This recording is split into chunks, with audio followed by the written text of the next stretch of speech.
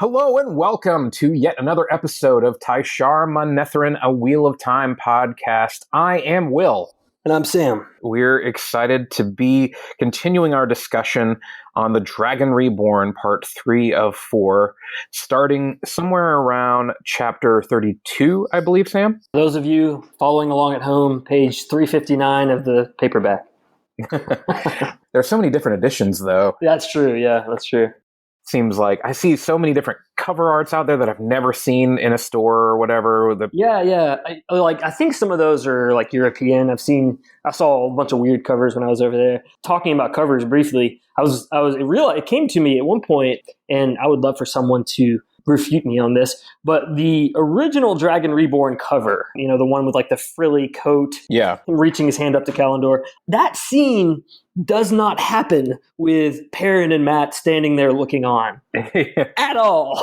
Well, I mean, most of the covers in like the original classic covers don't happen in the books. Like technically, that's just not the way that they're described. Right. That's interesting. I never had really considered that, but I suppose it's true. I mean, with The Great Hunt, it just never really, there was never a scene close enough to that would really make me think, with Egwene standing there like looking on at the horn. But this one is like something close enough to this did happen that it just made me think, oh wait, that totally didn't happen the way it is on the cover. And I don't picture Rand wearing that coat either, but that's the side. The thing that I think of whenever I see that cover is something I saw online somewhere where a person had put a colander in place of Kalendor so that he's reaching up to grab a colander. It's an excellent joke that if someone has not read the books, would not get. The colander that cannot be touched. The colander that is not a colander. Why don't you start walking us through? Sure. So we return to Matt and Tom, who are trying desperately to escape Tar Valon, and finally do succeed. Matt still has the letter from the Amaryllis seat that she gave to Egwene and Nynaeve that says, whatever the bearer of this wants, they can do in my name, and so he kind of has the trump card, get past the dockmaster and to the first ship that they could get to, which was the Grey Gull. I love how we always have a different ship. Jordan goes through the trouble of having a name for the ship, a different captain, usually sort of a throwaway character that can have a few lines, can have a bit of a memorable character, but other than Bail Doman, I can't imagine there aren't any others that make a reappearance. I think that could be not true, but generally speaking. Yeah, if any of our listeners want to point out that some of these characters show up in the last battle somewhere, I'd love to hear about it. I know, yeah. Just the captain of the Grey Gull shows up to help out. That'd be great. Matt's kind of a jerk. He kind of has all this money that he's made gambling, and he pays the captain 10 Andoran gold crowns to buy the captain's cabin from him for the duration. We do get a little mini storylet of the captain and his interest in Tyrion intrigue, and how he believes that Matt is some sort of royal emissary in disguise sent by the White Tower to talk to Queen Morgaze. This guy talks constantly about what High Lord Salmon believes, and including how much he kind of alludes that he hates Aes Sedai, but then realizes he probably shouldn't be saying that to an emissary of the White Tower, if indeed that is what Matt is, as he believes. We do get a bit of foreshadowing here. Tom remarks he's never heard of a High Lord Salmon, and Tom is in the know about these things. We've kind of come to realize that he knows a lot about intrigue and royalty. So I would say it's kind of implied at this point that High Lord Salmon is a Forsaken. I mean, maybe not to a first time reader, but certainly to us, it's like, well, yeah, that seems pretty clear. So anyway, we're on the boat, and sudden dark friend attack number 1 of this particular podcast, and we have several. Matt just happens to wake up to hear a bump, and surprises 2 would-be assassins. Tom kills 1, but Matt does let the other 2 jump overboard in the middle of the river, thinking they're probably not going to make it anyway. Lets them sort of swim away. I want to pause right there and point out. Sure. One of the little world building things that is interesting to me about the whole business of there being a lot of rivers and river passages is a big thing. They describe, I think it's right here, that the river they're over a mile from shore. So the river is quite wide. You imagine like the Mississippi or something. Right. I think it's kind of an important note there that these rivers are very large. And it's obviously clear that river transport is a big part of this world. The thing that I really have kind of trouble imagining in our modern day world is how you could have these dozens of boats that are leaving all the time. I mean, the fact that as soon as Matt gets over there, there's a boat leaving. Yeah. And, it's kind of an interesting thing. I think it's something that I hope that they play up. I hope that they can maintain in the series. Yeah, no, I like that. They're filming it in the Czech Republic. All right. Little interesting tidbit for our listeners. Sam and I have been not to the Czech Republic, but to its neighboring country of Slovakia. Indeed, we have. So we've been to that part of the world, and it actually is quite pretty. Yeah, I can't imagine it's changed too much since 2002 or whatever, 2003, whatever it was. I could picture it being really good for particularly the more pastoral. I think I remember that Amadeus was filmed in Prague, and that's not obviously nothing like Wheel of Time, but a lot of I think that city will be perfect for a lot of the kind of a stand-in for kind of a medieval city. They have a lot of the kind of old style architecture that will lend itself well. What rivers they used for scenes like this, or how they managed to weave in a lot of the river craft that we see throughout the series. But that is a good point. Well, they may just have a set up with various boats that they redress as different things, and it's like, oh, it's this boat, and there's a green screen and everything. But anyway, we'll see. I don't know if they take the Lucas approach of how many green rooms can we build, as opposed to Game of Thrones and like filming all over the world. Yeah, here's hoping. Yeah, really. So at the end of this chapter, we do get our second set of Rand perspective, a massive 2 pages of him cooking a rabbit and playing the flute, playing Tom's flute. And he's brooding about being the Dragon Reborn and the things in his dream that are trying to kill him. So that's still an issue. On to chapter 33, we're back to Perrin on the border of Mirandy, who is examining a paw print in stone. And, if we saw a paw print in stone, we would just think a dog happened to walk through concrete as it was setting.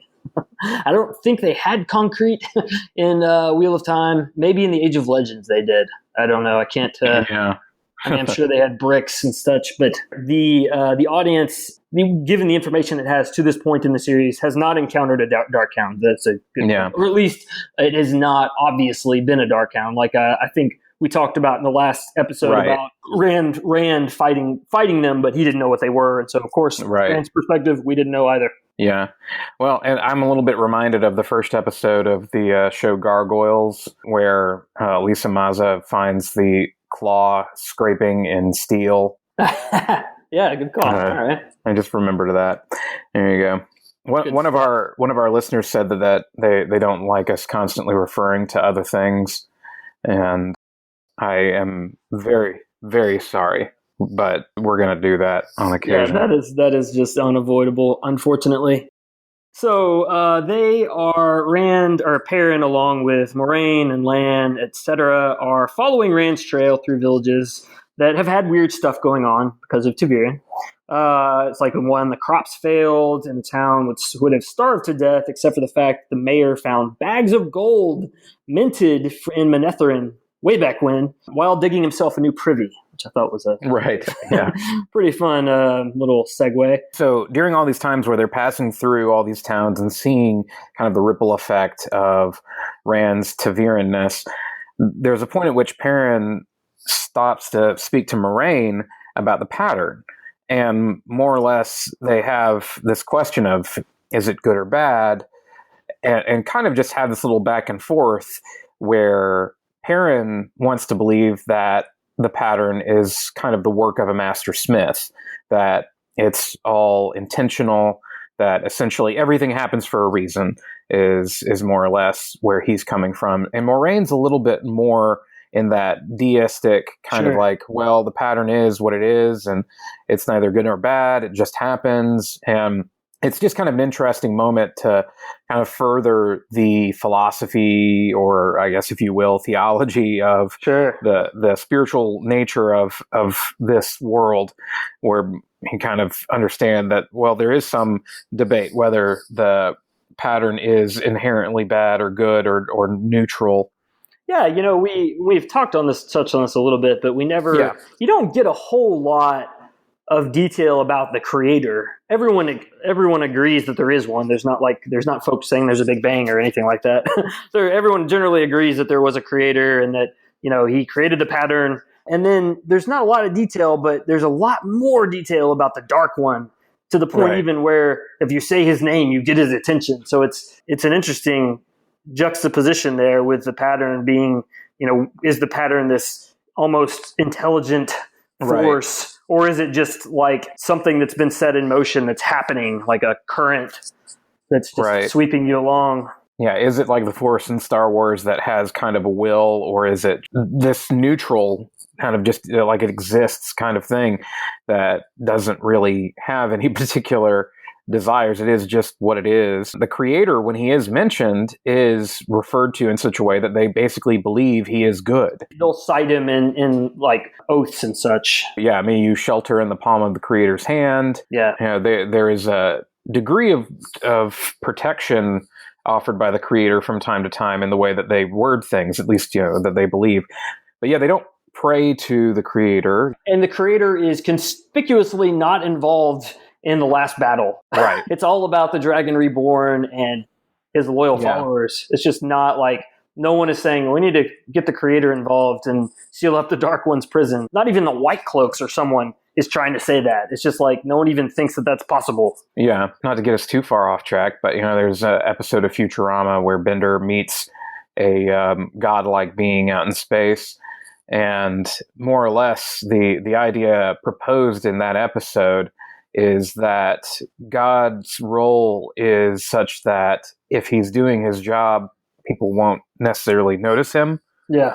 And I think that might be kind of the view of the creator in this, that the creator may be influencing things in such a way via the pattern, but it's such a intricate and complex way that maybe we can't even detect it. I don't know. That's some of my take on it. Yeah, I could buy that. They talk about if the Dark One breaks free, that he will remake the pattern in his image, or a shadow will be cast across the pattern, and every age will be remade in the Dark One's image. So that does sort of give you the idea that the pattern is made in the creator's image and is in light, now while the Dark One is bound in Sheol Gul. It's a fun kind of thought experiment. There's whole debates on, I think, the various wikias and everything where people are talking about, why would the creator create the Dark One or allow the Dark One to exist? And a Dark One that is seemingly all powerful, aside from the fact that he's bound in Sheol Gul. Like if he was out, he would be. It seems as though the Dark One would be on the same level as the creator power-wise if he was not bound in Sheol Gul. At least that's the idea. Right. It's definitely much more dualist than most Western religions. Right. A fallen angel, he is not. Right. So in Riemann, the first thing they notice is a man in a cage suspended above the ground, and there are kids throwing rocks at him. And immediately, sort of everyone in the group is repelled. Like, this should not be happening. This is not right. These kids are, for whatever reason, this man is in this cage. Kids should not be throwing rocks at him. And he's sort of just taking it. He's not like really showing any emotion. He's just sitting there. Perrin does recognize him, but can't remember kind of where from until he remembers it was from one of Men's viewings about him.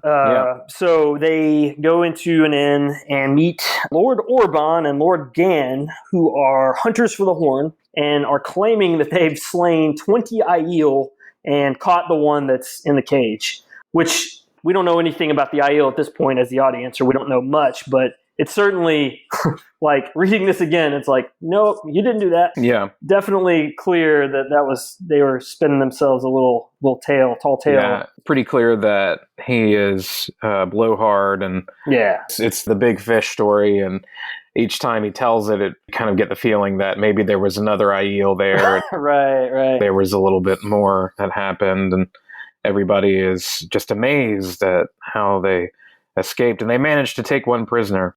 Right. And then we get a little aside here where Perrin notices a young woman staring at him and can't decide if... And interestingly, he can't decide if he thinks that she's beautiful or not. So that was a fun detail. So that's pretty much all that happens. 33, we move on. And we're getting introduced to a fairly major character in that moment. And it's funny to me because people who are rereading, there are a lot of strong opinions on Fail out there. A lot of people don't like her. I just want to say up front, I like her. I liked her character on my first read through. I did too, and all of the arguments that I have since kind of heard about why she's terrible, some of it in this read through ring a little bit of true in this book. In this book and in the next one a little bit, she can seem manipulative maybe or controlling, but just like Matt's character develops, her character also develops, and she at one point is kind of knocked off her high horse, so to speak, and humbled. And that experience with the Aiel really does a lot to change her character and make her, I think, more likable and generally just a kind of more well-rounded character. But if you were reading like this and the next book kind of by themselves and there was nothing else, maybe I could see a little bit of that argument. Sure. Because she does try to manipulate Perrin. But it's usually with his best interests at heart. There's an argument to be made there, but I think I kind of end up same place as you there. Yeah, well, and we'll have more time to talk about her as the books go along, but later on when we meet her parents and we find out more about her culture, to me, it all makes a little more sense. But. That's true. That's a good point as well. That is a very good point. That definitely helps explain her behavior and motivations. So they meet Furlan, the innkeeper, who is very chatty and tells Moraine that there's a man in Gildan proclaiming that he's the dragon. Which freaks Moraine out until she realizes it's Massima who is talking about Rand. Perrin spends some time thinking about Fail and why this young woman would be staring at him, which is kind of a funny thought because he's being paranoid about has she noticed his golden eyes, but it really doesn't seem to occur to him that she might just kind of have the hots for him. Yeah, and Moraine actually points that out to him when exactly. Perrin says, hey, there's this girl staring at me down in the common room, and I'm just concerned about what this can mean, and he's talking about it, and she's like, you seem to forget that you're good looking. And I think he gets a little frustrated at her. He's like, but my golden eyes. Yeah. I can talk to wolves, lady, jeez. And the inn has an ogier bed made of sungwood. Loyal is just absolutely... He's over the moon about it. Yeah, so excited because, oh my goodness. It's just a funny moment. The notes, again, world building kind of notes. Things that I hope that, obviously they're not going to be able to keep every detail in, but I hope on occasion they can sneak those kinds of details in, that these different places are like, hey, we have an ogier bed this place because we're trying to get ogier custom. And are you a Trolloc? No, you're not. Okay. Yeah. All right. I had a similar note about it was world building related. One of the idiot hunters for the horn that had the tall tail had actually named his horse Lion, which is what? No, that is not a name for a horse. Yeah. So he goes down to the common room and decides to walk out. And I think he has already made up his mind about what he's going to do and just doesn't realize it yet. So Perrin goes outside and does a decidedly un-Perrin thing. He impulsively decides to let the man in the cage go free. It harkens back to his interaction with Noam, I think, and not leaving something caged, not leaving a person caged. But it also is probably because Min mentioned this Aiel man in her viewing. Right. And kids have been throwing rocks at him and Perrin knew it was wrong to leave him there. So he lets the guy go and introduces himself. It's an Aiel man named Gaul, also going to be a fairly major character. He's in never a perspective that I know of, but he's in a lot of stuff, a lot of scenes. Gaul is kind of the first Aielman that we get to know. He is, yeah, exactly. Because we've run into a couple of Aiel at this point, but they're not. They didn't spend long with them. He actually has a conversation with Gaul. You get a little more of a taste of Aiel culture. Right, yeah. It's just like this moment before they get in a fight with the White Cloaks. Gaul tells him the Aiel are searching for He Who Comes with the Dawn.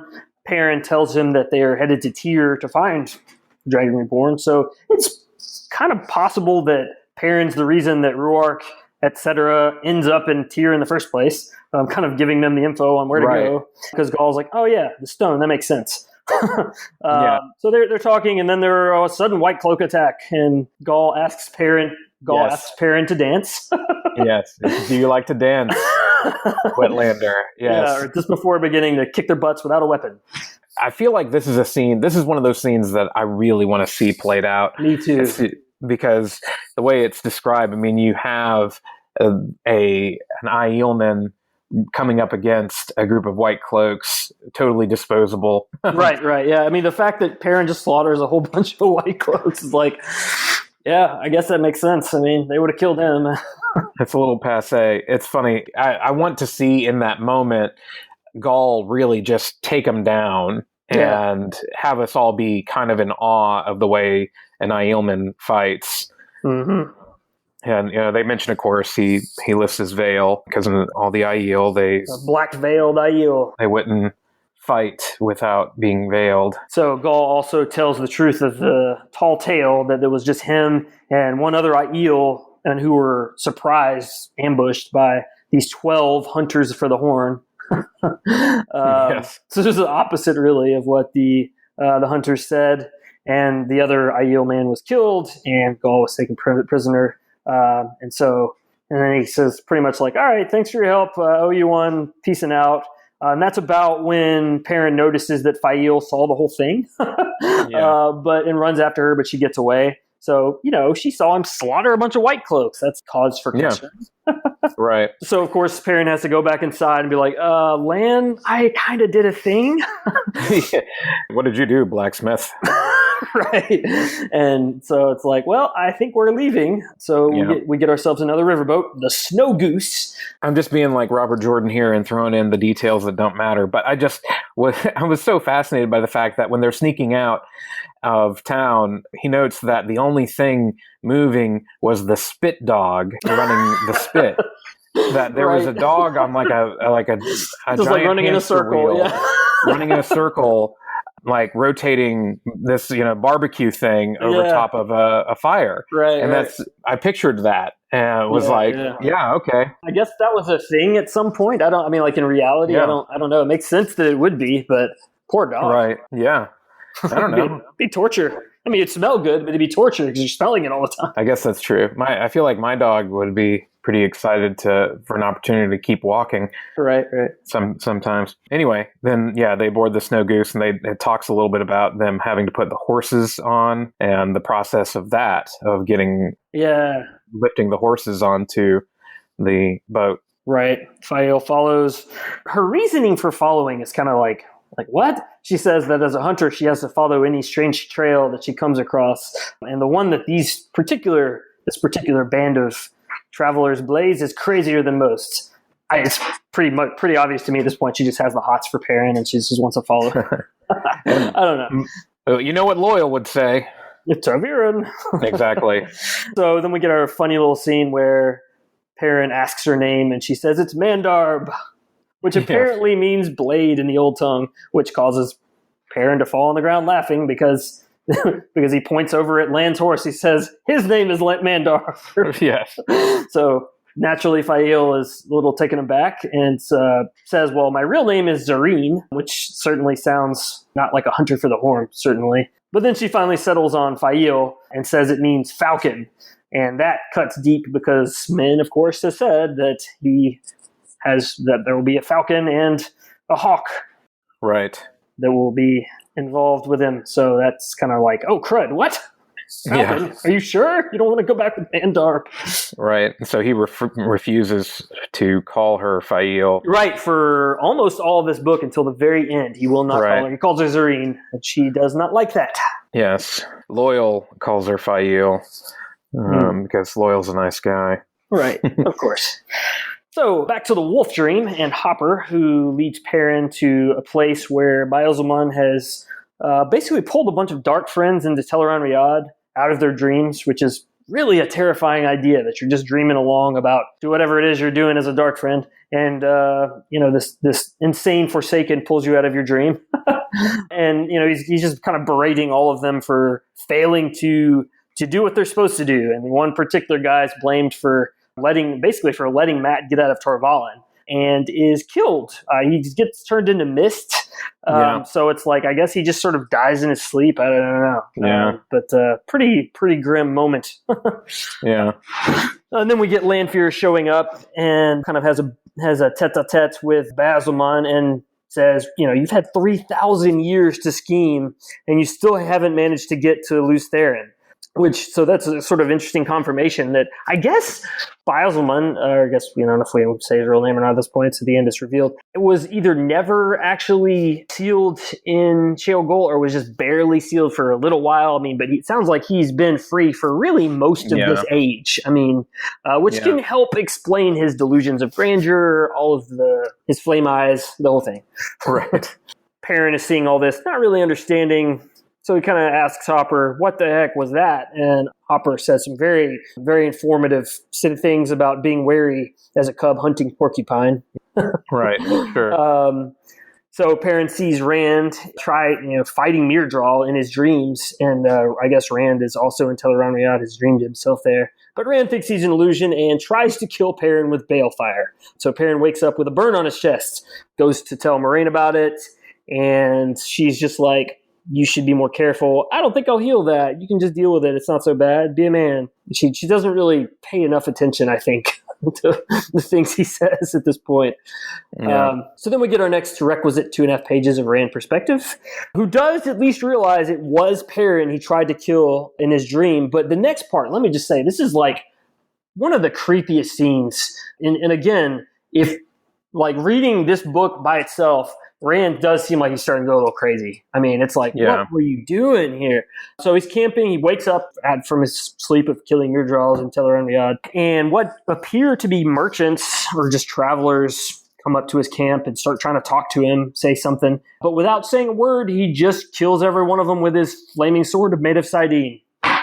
And he's like, I have to be perfect. I can't make any mistakes. So presumably he knew they were dark friends, but okay, so people sneak up on you in the middle of the night. That does seem kind of shady, but maybe verify before you start lopping heads off. I don't know. Like, hey, is one of you guys a gray man? Right. But then, to kind of top all that off, he lines up their corpses with the power, kneeling, facing him. Yeah, totally cool. Not crazy at all. Like, says something like, this is how it's supposed to be, like, if I'm the Dragon Reborn. Oh, dude. Wow. Just leaves him kind of lined up, kneeling in front of him. Yeah. Just kind of crazy. It seems rather uncharacteristic of Rand at this point. Like later in the series, you could see this happening.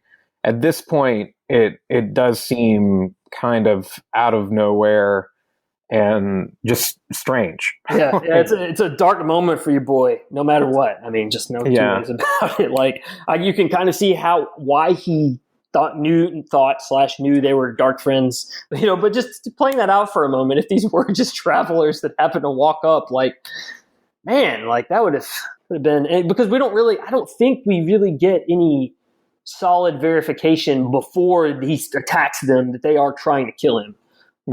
Like there's another similar scene later, and I think it's Matt kind of tries to talk to them, and then they're like, kill him, but we don't get that with Rand here because he just makes his flaming sword and gets to killing. Right. Yep. Best make a flaming sword and get to killing.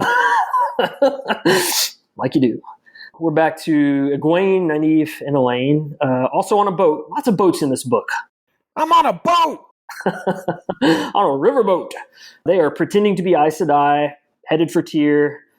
We do get a little montage sequence of Egwene's dreams, which foreshadow everything for a while. We don't have to go into all the, just the dream imagery that happens later. Certainly the rest of this book, lots of, sort of the same type of imagery that Min sees, but in her dreams instead of around people's heads. She realizes that one of her dreams involves Matt getting chased by a gray man, and she probably thinks he's been having this dream, but she didn't realize what it was at the time and didn't warn him, so she's kind of mad at herself, kind of wanting to do a better job of understanding her dreams. So anyway, the ship they're on crashes into a sunken ship in the middle of the river and is kind of just stuck. They can't go anywhere. And so they opt to be taken ashore in Cairhien, which is currently engaged in civil war ever since the king died. And so they kind of are, in the captain is like, that's not a good idea, but okay, your Aes Sedai, go for it. They go ashore, and Aviendha enters stage left. Yes. New, very, very important main character that's, took a while to show up. That's what we were talking about, when we're talking about the Eye of the World. There were whole main characters that just did not appear till later books, but here's one of them. So actually, she rises from the tall grass and scares the bejesus out of her. Yes. And so Egwene is like preparing to sling lightning bolts, and she just definitely still has some Shan Chan PTSD. I think, between the White Cloaks with Varen and here, I guess this could be the pattern bringing them together. But it's not like this was caused by Ta'Veren. I mean, seeing as none of the three of them are Ta'Veren, Egwene, Nynaeve, or Elaine. Right, they're but just then the again, Supergirls. they all probably would have ended up meeting Aviendha and Tyr at some point. So this isn't the only way they would have met. But it is sort of interesting that, they just bump into each other and then, they're off going to be on an adventure together.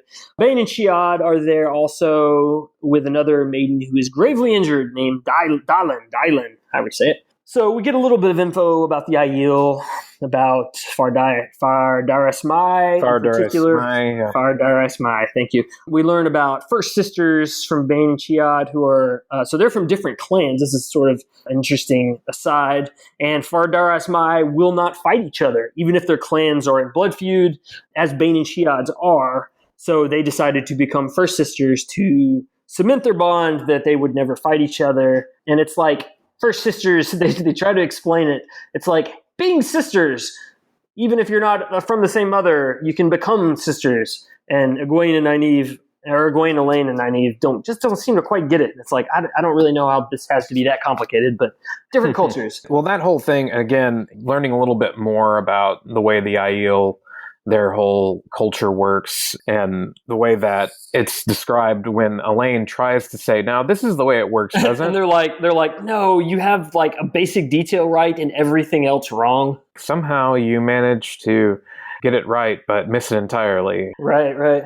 So Aviendha and Bane and Chiad ask the three accepted to help their friend who's dying. And luckily Nynaeve is angry enough that she can channel. So, they're all like, why are you so aggressive and angry? And Elaine and Egwene are like, it's cool. She needs to do this. The whole song and dance. Nynaeve is still using her herbs. But then after her making her drink some nasty potion, she embraces Saidar and weaves some super complex healing flows super fast that she doesn't understand. No one understands at this point, but does save Dylan.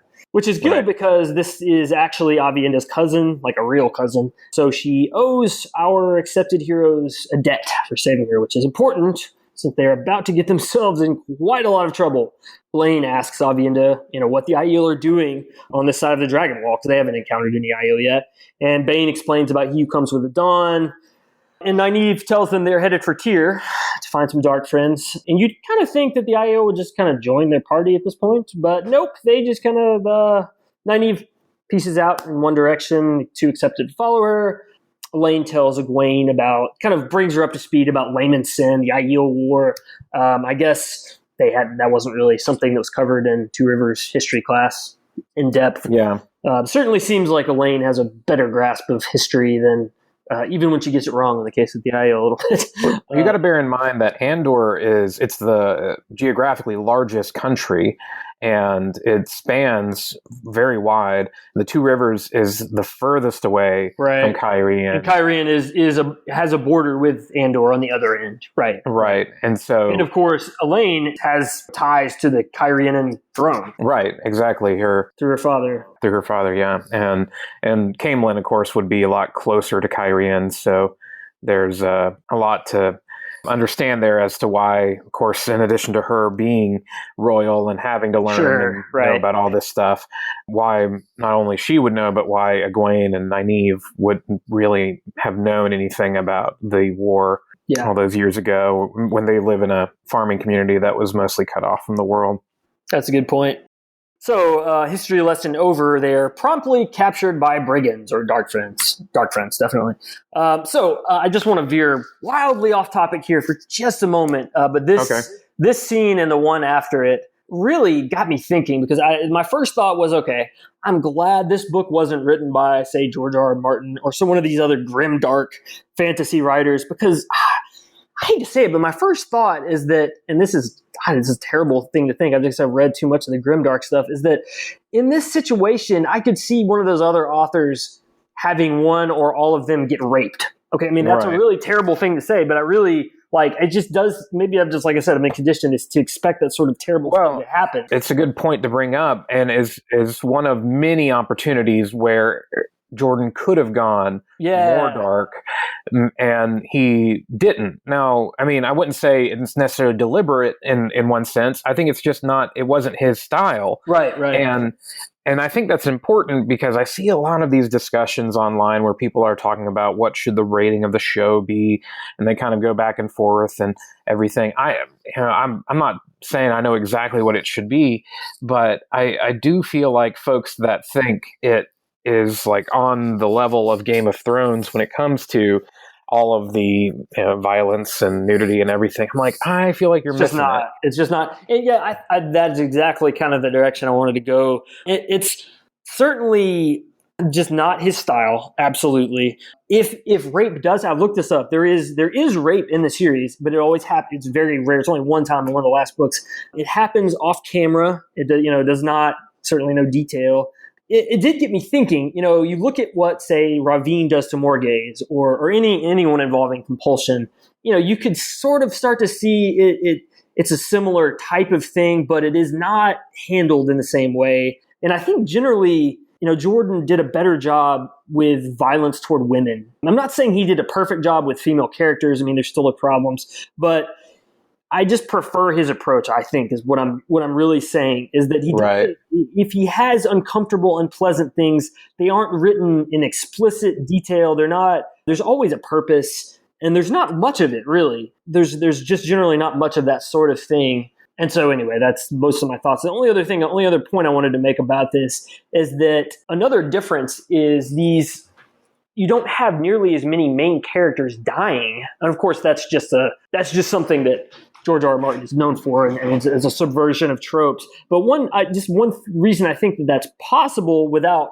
Wheel of Time being less believable is that Wheel of Time has healing, magical healing, whereas Game of Thrones really only has resurrection, as far as I know, at least for most of the series. So consequently, Jordan can almost kill off a character, just like in this situation where Elaine has a skull fracture, and let Nynaeve get mad enough to just heal it. In Game of Thrones, Elaine just would have been dead at this point because the magic doesn't play a role in the same way in that series. Right. So anyway, it's definitely a side. This particular scene got me thinking about it because there's so much of that sort of thing, and you could totally see how it could have gone that direction. Yeah. But instead, Egwene and Nynaeve wake up confined in a room. Elaine does have a skull fracture, which luckily Nynaeve is able to heal because she's upset. So they peep through a keyhole to see 3 Mirdraw talking. And what a huge keyhole this had to have been. I mean, that's a really good point.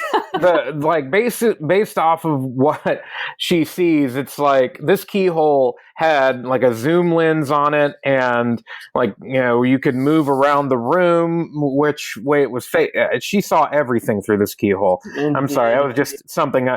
On I think my third reread, I was like, wait a second, how is she seeing this much out of a stinking keyhole? That's a fair point. Yeah, no, maybe one of them was, it doesn't really talk too much about like one of them relaying what happened or anything. But so Mirdraw are talking about going to take them away.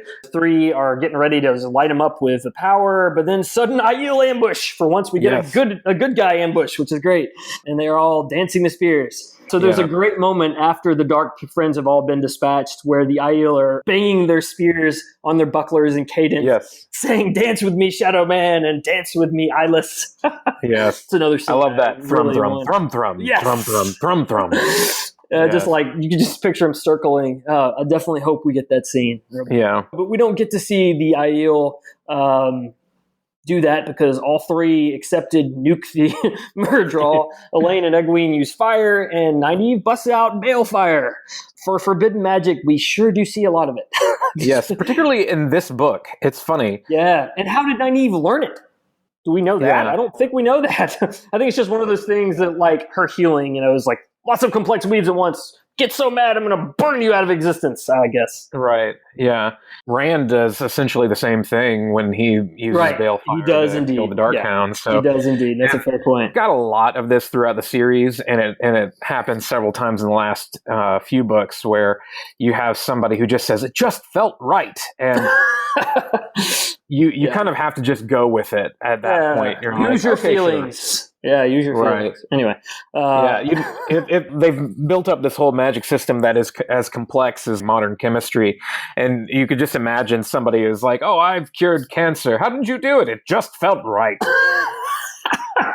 Just mixed all this together. It does seem like it should be harder to burn a hole in the pattern and blot out whatever it is from existence, but doesn't seem like it is. I mean, forbidden, yes, but hard, no. Not hard.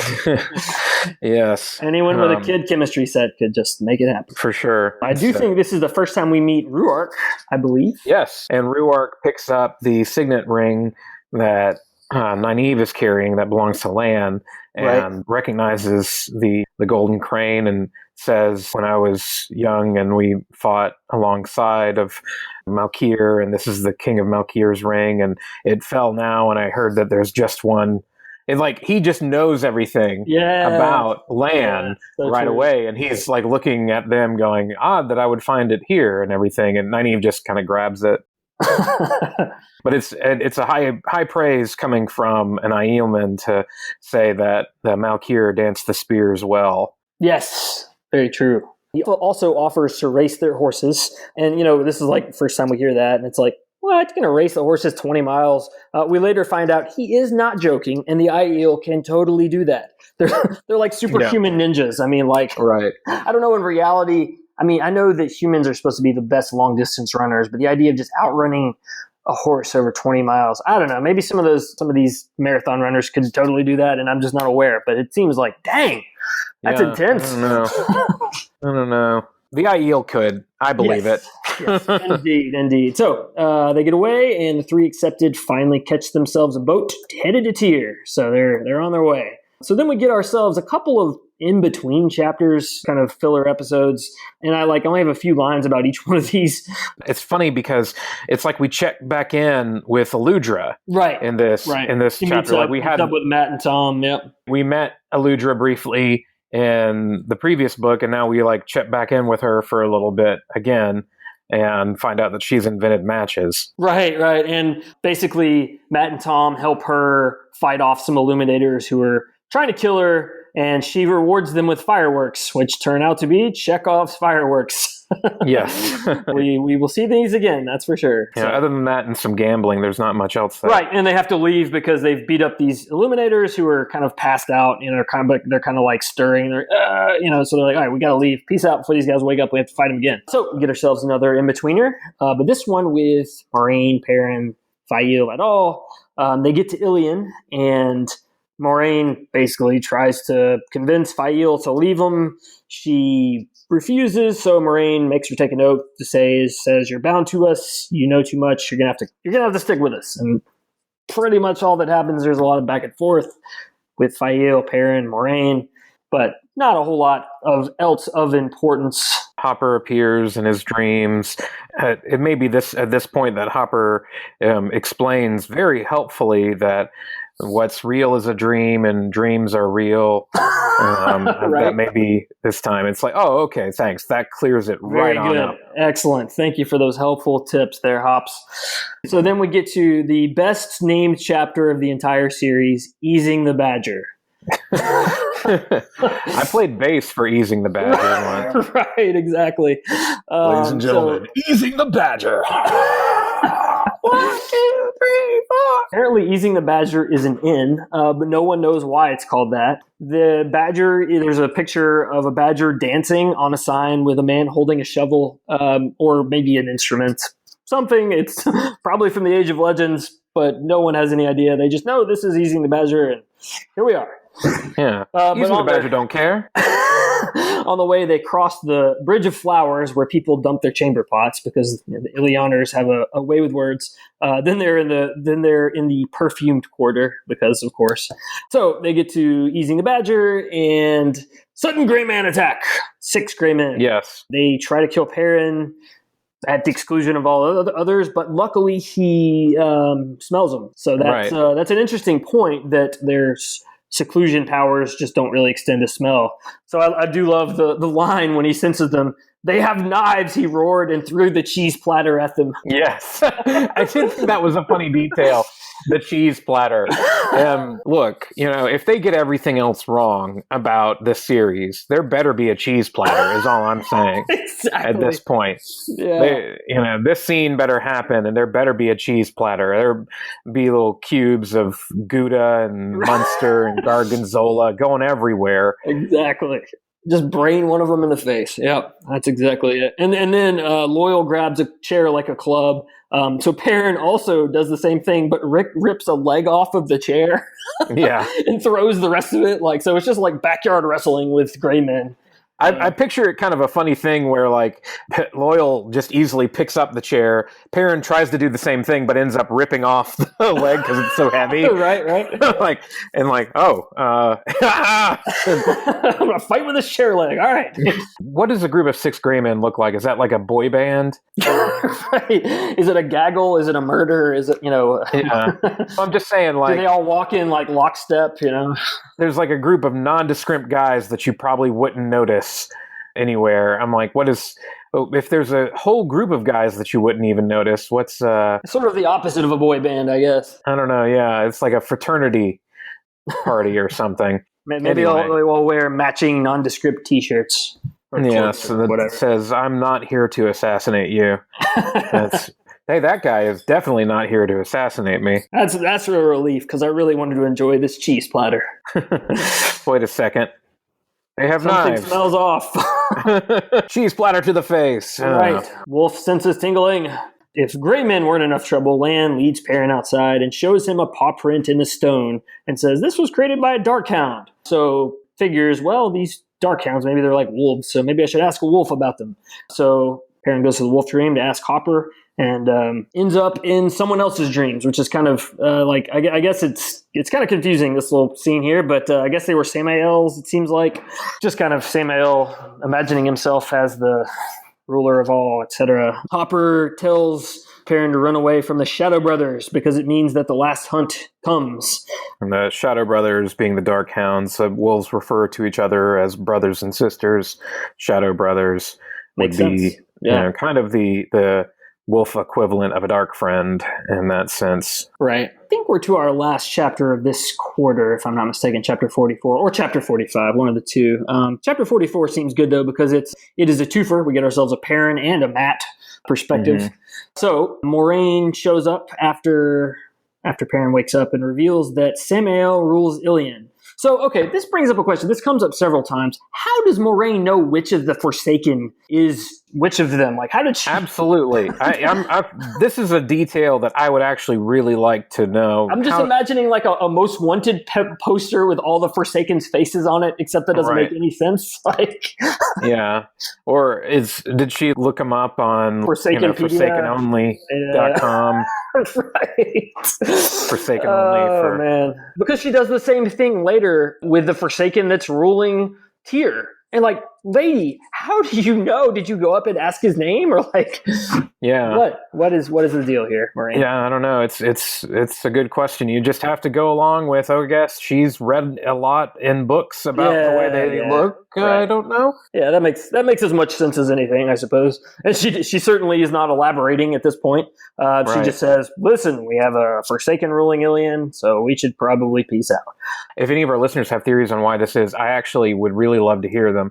How does Moraine know which one of the Forsaken is which in this case? Perrin lets slip that Rand is a Dragon Reborn in front of Fael. So, which I was She's like, what? I was like, well, is that still a secret? It's it kind of took me aback a little bit. I thought. So she doesn't even know who Rand is. He just says, wait, they're after Rand. He's the Dragon Reborn. And she's like, whoa, wait a second. Whoa. Yeah, and then just like a little bit later, it says something about, well, it could be Matt. He blew the horn, and she's just like Moraine that says, and she's like, the horn's been found. Right. I guess once she's, taken the oath and been bound to him, it's like, all right, we'll tell you everything now. Fine. Yeah. Well, it's at that point that Moraine's like, look, okay, now you're really stuck. So even if you wanted to leave, you couldn't. Too bad, so sad. You're Yeah. right. Tough luck, Buttercup. Oh, the other detail I wanted to mention about this starts raining, and Lan says it's a good thing because Darkhounds don't like the rain. And then it stops raining.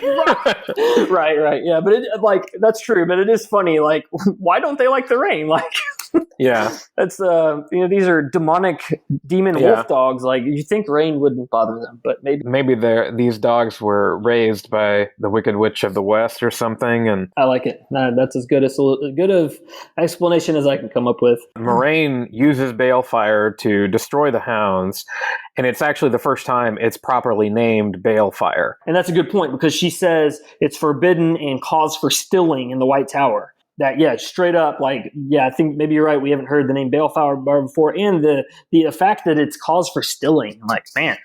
Yeah. And she says pretty much it's the only way to kill Darkhounds, which tracks with what Rand experienced. Yeah, Egwene intuits that what Nynaeve did was Balefire in her mind, because she remembers seeing, or hearing it rather, talked about in her trip through the accepted Terungrial. When she was but she wasn't even totally sure what it was. And so here Moraine uses it, knowing full well what it does, which we won't totally yet reveal why Balefire is not the best solution to your problems. Yeah. It does as much harm as it does good, certainly. Anyway, yes, then we go on to Matt and Tom. Matt is sitting in front of a fire, slitting open fireworks and throwing the contents in the fire, because of course. Right. Tom, being a reasonable person, nearly has a heart attack. This, honestly, Sam, reminds me a little bit of you as a teenager. Oh, Will, it is not just me as a teenager. I went camping a month or two ago and was climbing a tree and fell back into a fire. So anyway, that's a story for another day. But you're almost middle-aged, man. You gotta be careful. I've got little kids. I can't be doing that anymore. But it does. Yeah, so there he is, like ripping open this stuff, and Tom is yelling at him about how, "What, are you crazy? Are you nuts?" And he's like, "Oh, are you afraid?" He's like, "No, I'm angry because you're trying to kill us." Right? Yeah, it's like Matt just knew that it would be okay. He was just sort of trying out a theory about what would happen, trying to understand how fireworks work by throwing them in the fire, because why not? But yes. Right after this little moment, we get ourselves another random Dark Friend attack, very similar to the one Rand encountered. The difference is Matt sees a pretty face, this lady walks up, and doesn't immediately try to kill her. So which is kind of endearing. But they attack. They say, "Kill him, fool!" And Matt, even in the midst of fighting these Dark Friends, thinking he's not going to kill the woman, and Tom puts a dagger in her throat because she was about to stab Matt. But Matt still is like kind of upset about it, which is a theme for Matt throughout the series. He doesn't like women getting hurt or killed, even if they're evil. Right. Rand especially is kind of, it gets him in trouble because he really hates not only killing women, but allowing women to be killed near him. Yes, that's true. That is, with the Fardaris Mai, not to mention with Lanfear. So it's a problem. I suppose it is a problem for both of them. I don't know if it comes up as much for Perrin, but certainly...